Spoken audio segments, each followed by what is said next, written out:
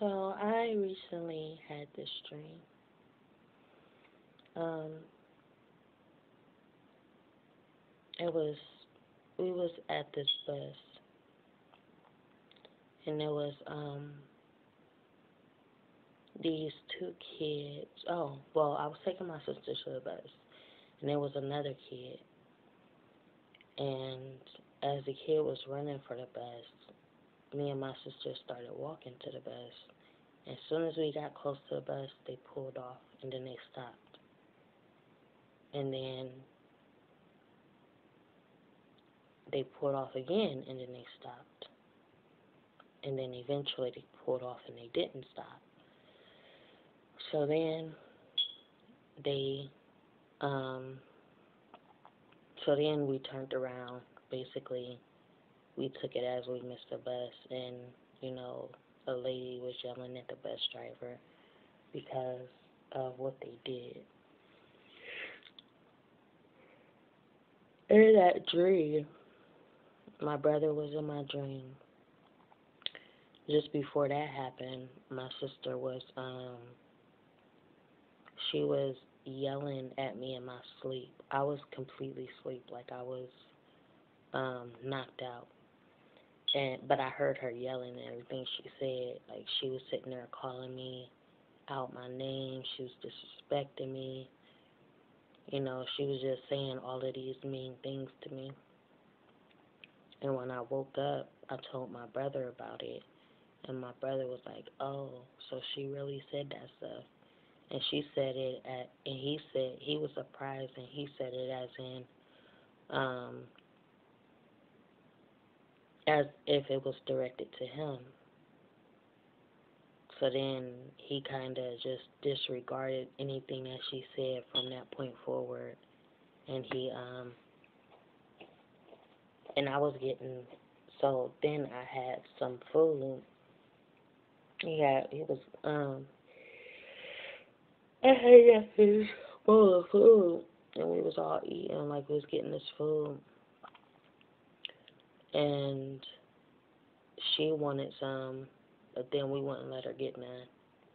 I was like, this mine, this mine. Basically, I wasn't giving it to her.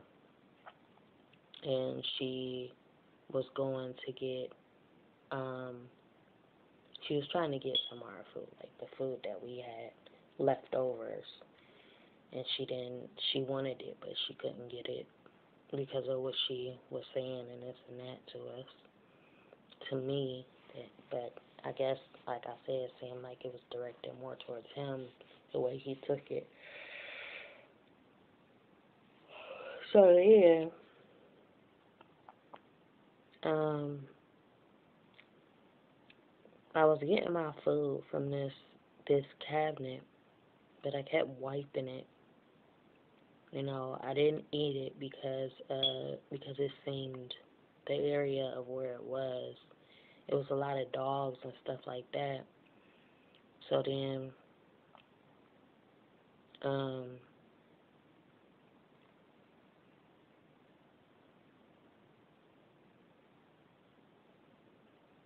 I didn't eat it. You know, I felt kind of weird about it because I felt like it wasn't sanitary where it was.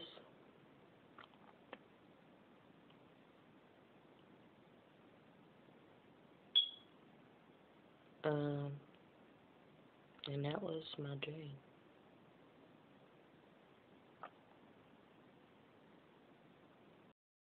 When you have a person, and that's how you know someone is a valuable person. When you have, or a significant person in your life, when you have a person that will take offense to anyone's actions in regards to you as if they were the one, the, as if they were the one offended. That's how you know you have a real person in your life that actually cares about you more than you know. You know, where is them type of people? Those type of friends, you know, that will stand up for you as if they're standing up for themselves, that see anything that's against you is against me. And that's what I got out of that dream.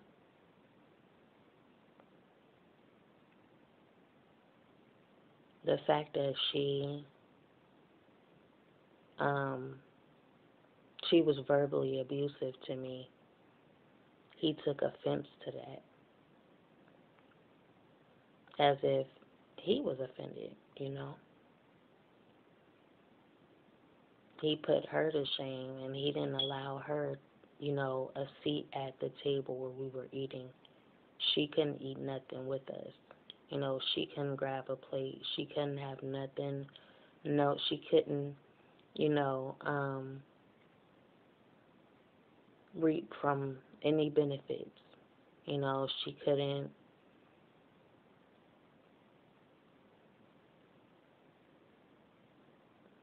She didn't have that. She didn't give the respect. And she basically just couldn't, you know. She had no right, basically, to say what she said. When you say something so harmful and at the same time it's not true, it's taken seriously, regardless if, you know, regardless of what you meant by it. When I woke up, I was like really, really hurt. Like, I can't believe you said that stuff. And he was hurt too. It's like he reacted off of my reaction. But at the same time, he didn't know until it was brought to his attention. And she didn't care. She didn't care what she said. She just said it and she wouldn't take it back. And that's the thing about her. You know, she has no regrets about anything she say. No regrets.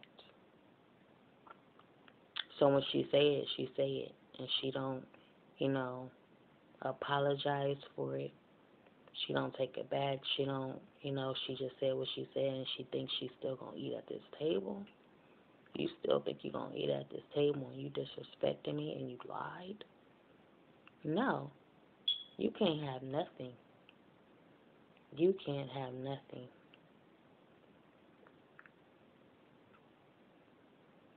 And I guess as forgiving as I am, I still walked her to the bus because I'm just that type of person. But even a bus driver was like, he was waiting for a minute, but then he kept pulling off, like having a change of mind, like, oh, no, you ain't getting on this bus. Like, I might let you on, but like he was kind of skeptical, and that's how the bus was. You know, I'm going to stay and wait, but then I'm thinking about going because he stopped 3 times before he left. And then he wound up taking off like, nah, you ain't getting on this bus. So then, but like I said, it was another person as well. It was like another girl with, that was waiting on the bus with my sister, and she wound up getting left too. And then when they came back, I had went in the house, and then they was coming to the house, and I slammed the door like, get out of here. I was like, oh no, and I shut the door like, y'all got to go. So yeah, and it was more of, you know, my sister was younger, but in a dream, like she's older now, but in a dream, it's like it was her, maybe her inner child. You know, everybody has their inner child. So, you know, I feel like that's what it was more so of her inner child, the fact that you're still, you know, this part of you, your inner child, the childish part of you, is not mature. She's very, very immature. And I'm not saying in real life, but in the dream, she was very, very immature, so she was kind of circumcised to the body that fits her most, and that was a child. So she was treated like a child. So yeah, that's what I got as a dream.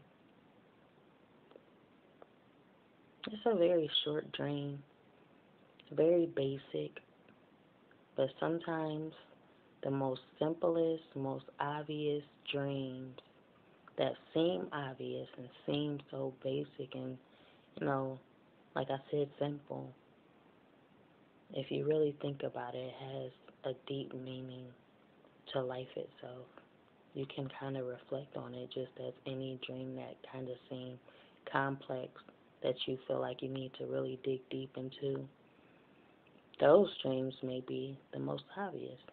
It's like seeing, for the complex dream, it's kind of like seeing the dream for what it is, but you can't really interpret the message because it's so obvious. It exposes the dark and a bright, the darkness and the light, the positive and the negative, and it seems very complex, but it's not complex at all. It's basically a message that yeah, it's basically a message that got straight to the point. But we tend to take it as more because we don't want to see the truth for what it really is. We want to scope out a meaning that kind of maneuvers the situation to making it seem as though it's good when it's not, and it is what it is, but you don't want to take it that way.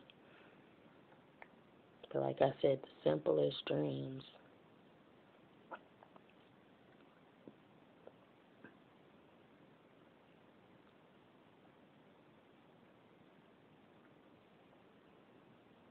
is really the complex dreams. And the complex dreams is really the simplest dreams. The obvious dreams is the simplest dreams. And they both can be obvious, but it's more realistic to where, this interpretation, you can kind of see it for what it is because now you can apply it to your life, apply it to life itself, instead of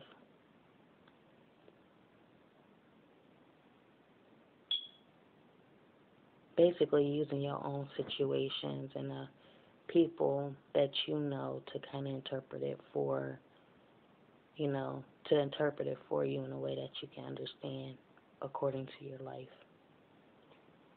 and your experiences. So, yeah. So, the fact that my plate was in this area with the dogs and I couldn't really, get to it the way I wanted to, or I couldn't, I decided not to eat it.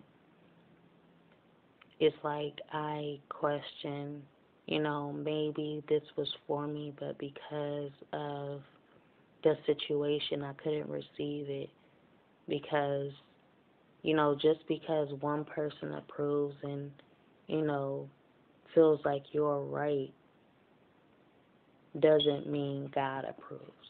So maybe my plate was put there for a reason and I couldn't receive it because the way that me and my brother was acting towards her because of what she said or what she did. Like, Jesus died for your sins and forgave everything that you did to him. So that's what I'm saying. Like, maybe God got in the midst of that, and, my trigger is sanitation. Sometimes that's what God uses. God uses, your fears and this and that to kind of teach you a lesson. So my fear was that insanitation. I couldn't attain my plate because I don't like, you know, I'm kind of OCD to where, and I don't know if it's OCD or anybody, but there's a lot of people that does kind of eat around dogs, eat off of dogs and stuff like that. But I can't do that. Like I just can't, you know. I have like a sanitation problem. So that's what I'm saying. God uses your mental illnesses or any type of fear of yours, God will use that and kind of just put that in your way as a boundary, you know, blocking you from whatever you feel like you deserve or you want, because of we wouldn't let her eat. So even though my brother said, yeah, you go in and eat, God was like, no. You know, God can tell him no. Like, no, she's not about to eat. She can't eat. She ain't eating until basically, you know how you got them two kids and you got the parent coming in the room, like, smacking both of y'all hands, like, y'all ain't getting nothing until y'all fix this and y'all settle this. You know, so I feel like that was God smacking my hand, like, no, you're not getting this plate. I'm going to put it where I know you won't touch it until you fix or correct this situation with your sister. So, yeah, that was a dream I had. But good morning and wake up.